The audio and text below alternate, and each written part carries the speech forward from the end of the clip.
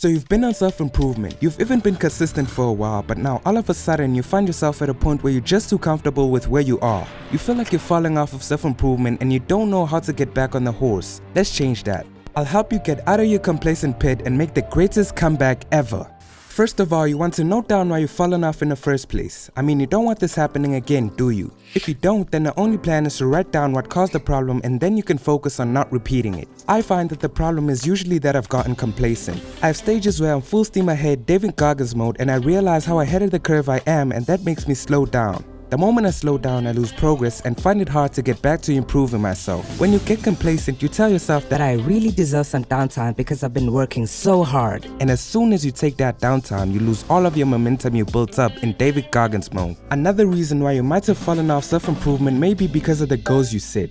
When you set unrealistic goals, you get demotivated when you can't complete them, and that might lead you to letting everything go. The key is knowing how to set more realistic goals that will motivate you instead of take your energy every time you try to complete them. To learn more about setting meaningful goals, open this title card on your new browser to watch a detailed video about it after this one. No matter why you fell off, when you write down the reason and keep it in mind, you can always remind yourself to not fall victim to the same issues. That way, when your lizard brain tells you you need downtime, you'll block it out and focus on being consistent with your self-improvement journey.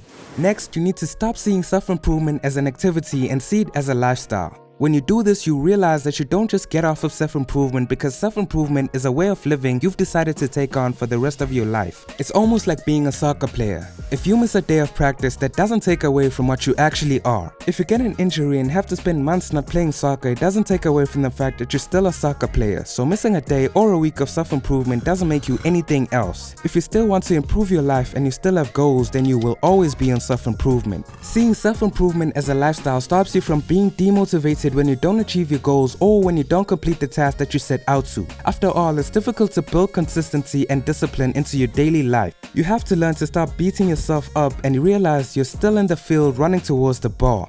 The last and most important thing you can do to make a great comeback is to make a detailed action plan or schedule that'll help you get back on track in the best way possible. In your action plan, you need to find out what you want to achieve in the next couple of months and build a list of things you could do daily to make sure these goals are completed. You should add things you used to do when you were on self-improvement before or replace them with similar things that have the same outcome. For example, if you used to do yoga before, you can choose to meditate now or do something else to clear your mind. You don't need to replace what you used to do before, but you need to make sure that you aren't doing what always got you demotivated because you could get yourself off of your run. Making an action plan motivates you to get things done again, and you have a final destination instead of just moving for the sake of it. In my case, I want to upload as much valued and life-changing content as I can weekly, and I know that I need to spend a lot of time working on videos and doing research so that I can make sure I have the best output for completing this goal. You need to make sure that you don't expect too much of yourself too. It's important to know your limit and consider the fact that you lost all of the momentum you had before, so you need to gain it all back slowly.